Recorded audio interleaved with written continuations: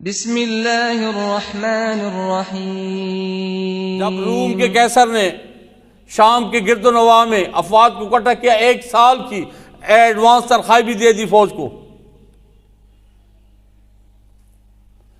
تو اس لشکر کے لیے جب اعلان ہوا لوگ روانہ ہو گئے، تو ان میں سے کچھ ایسے لوگ تھے جو رہ گئے، کچھ تو منافقین تھے جو رہ گئے، اور احادیث مبارکہ میں 3 صحابہ کا نام آیا ہے رضی اللہ تعالیٰ عنہما، کعب بن مالک، حضرت مرارہ اور حضرت ہلال بن امیہ رضی اللہ تعالیٰ عنہما، یہ بھی رہ گئے۔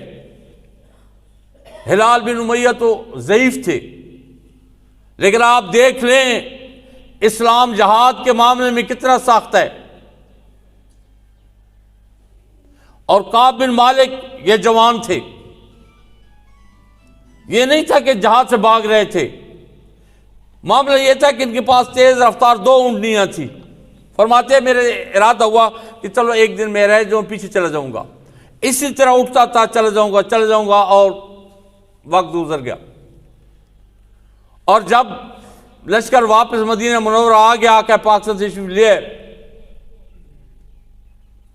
تو جب آقا پاک صلی اللہ علیہ وسلم کا طریقہ مبارک تھا، سب سے پہلے مسجد میں تشریف لاتے تھے، پھر اس کے بعد سیدہ طاہرہ فاطمہ الزہراء رضی اللہ تعالیٰ عنہ کے گھر مبارک تشریف لے جاتے تھے، اور پھر اس کے بعد امہات المومنین رضی اللہ تعالیٰ عنہ کے پاس جاتے تھے۔ تو آپ مسجد میں تشریف لے کے، اور مسجد میں لوگ آ کے ملنے گئے، لوگوں نے جو منافقین تھے عذر پیش کیا، قسمیں لی، اور آقا پاک صلی اللہ علیہ وسلم نے ان کو معاف کر دیا اور قبول کر لیا۔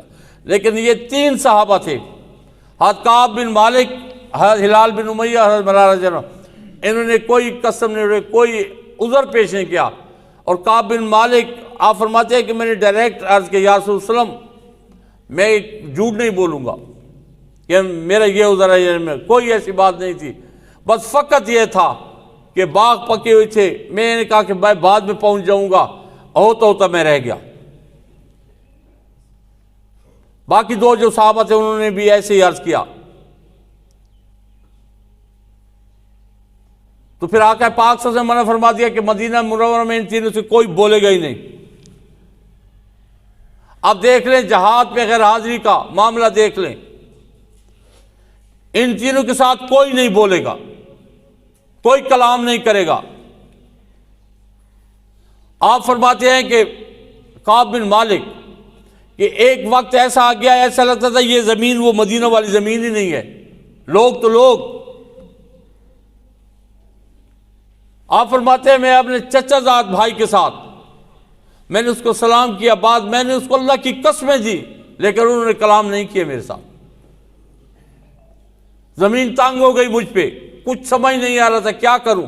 اسی دوران مدینہ منورہ کے شہر میں میں جا رہا تھا، تو وہاں پہ ایک مجھے تاجر ملا، اور اس نے مجھے ایک خط دیا غسان کے بادشاہ کا کہ یہ خط ہے تمہارے لیے۔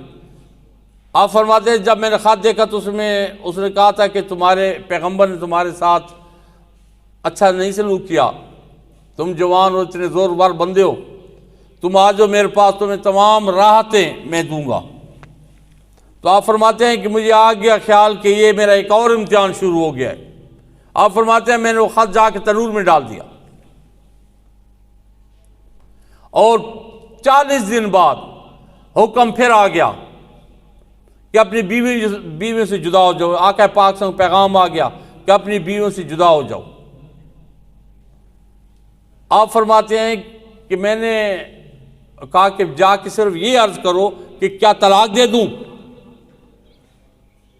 تو حکم ہے طلاق نہیں دینی، لیکن جو قربت ہے وہ نہیں، مباشرت نہیں کرنی۔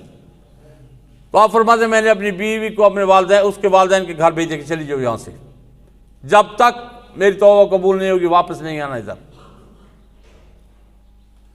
تو ہلال بن امیہ اتنے بوڑھے تھے، آپ یہ تصور کر سکتے ہیں، اتنے بوڑھے تھے کہ ان کی زوجہ آ گئی بارگاہ رسالت میں، یا رسول اللہ صلی اللہ علیہ وسلم آپ ہلال کے لیے اتنی معافی دے دیں کہ وہ اگر میں چلی گئی تو وہ تو اٹھ ہی نہیں سکتے، اتنے ضعیف ہیں، اتنے کمزور ہیں کہ وہ تو اٹھ ہی نہیں سکتے۔ تو فرمایا کہ اس کے ساتھ قربت نہیں کریں. تو عرض کی یا رسول اللہ وہ تو اس قابل ہی نہیں رہے. آپ دیکھ لیں جہاد کا کتنا سخت حکم ہے. اور پھر جب 50 دن کے بعد آقا پاک صاحب اس رات اما جی سلمہ رضی اللہ تعالیٰ عنہ ان کی باری تھی، ان کے گھر میں تھے، تو فرماتے ہیں کہ تینوں کی معافی آ گئی ہے، اللہ تعالیٰ عز و جل نے تینوں کی توبہ قبول کر لی ہے. تو آپ عرض کرتے ہیں یا رسول اللہ میں بھی بندہ بھیجوں؟ آپ بہت روتا ہے، باقی دو بھی روتے ہیں لیکن وہ بہت زیادہ روتا ہے. تو فرمایا کہ نہیں، لوگوں کا رش لگ جائے گا، ابھی نہیں بھیجو، میں صبح پیغام بھیج دوں گا. جب صبح پیغام ہوا تو ایک ندا آئی، پہاڑ سے کسی نے ندا دی، اور پھر ایک تیز رفتار گھوڑے والا گیا، حضرت خزیمہ بن ثابت رضی اللہ تعالیٰ عنہ. آپ پہنچ گئے اور فرمایا کہ تمہاری توبہ قبول ہو گئی. آپ سجدے میں گر گئے اور بارگاہ رسالت میں حاضر ہو گئے. تو مطلب یہ ہے کہ جہاد کا اتنا سخت حکم ہے اور ہم جہاد سے یکسر دور ہو گئے.